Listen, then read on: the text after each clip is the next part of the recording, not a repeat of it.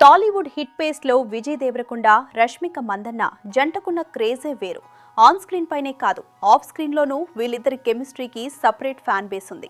వీళ్ళిద్దరి మధ్య ఏదో నడుస్తోందంటూ ఎప్పటినుంచో వార్తలు వస్తున్నా అటు విజయ్ గానీ ఇటు రష్మిక గానీ ఇప్పటి వరకు అఫీషియల్ గా స్పందించలేదు. అయితే తాజాగా బయటికి వచ్చిన కొన్ని ఆసక్తికరమైన లీక్స్ చూస్తుంటే ఈ జంట పెళ్లి పీటలు ఎక్కడానికి సైలెంట్ గా రెడీ అయిపోయినట్లే కనిపిస్తోంది. సోషల్ మీడియాలో వీరి వెడ్డింగ్ డేట్ గురించి ఒక రూమర్ కూడా చక్కర్లు కొడుతోంది. పెళ్లికి సంబంధించిన ఫస్ట్ వెడ్డింగ్ కార్డును తెలంగాణ ముఖ్యమంత్రి రేవంత్ రెడ్డికి బీఆర్ఎస్ లీడర్ కేటీఆర్ సహా పలువురికి ఇచ్చినట్టు సమాచారం.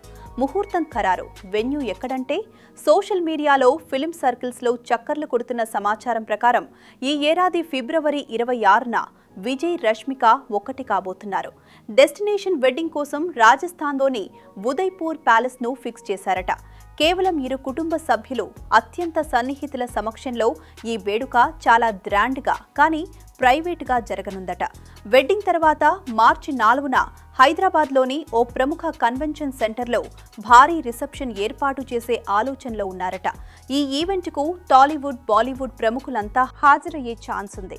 రీసెంట్గా విజయ్ దేవరకొండ తెలంగాణ సీఎం రేవంత్ రెడ్డిని మర్యాదపూర్వకంగా కలిశాడు. ఆ ఫోటోలు బయటకొచ్చిన కొన్ని నిమిషాల్లోనే వైరల్ అయ్యాయి. అయితే విజయ్ రేవంత్ ను కలిసింది తన వెడ్డింగ్ కార్డ్ ఇవ్వడానికి అని ప్రచారం జరుగుతుండగా అదే నిజమని విశ్వసనీయ వర్గాల ద్వారా తెలిసింది. అంతేకాదు, విజయ్ దేవరకొండ తన మొదటి కార్డును సీఎం రేవంత్ రెడ్డికే ఇచ్చారట.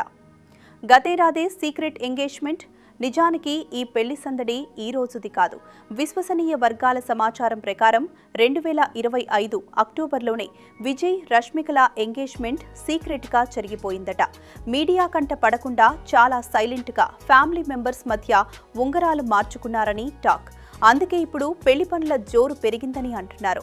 రూపాయల 60 కోట్ల ఆఫర్కు నో.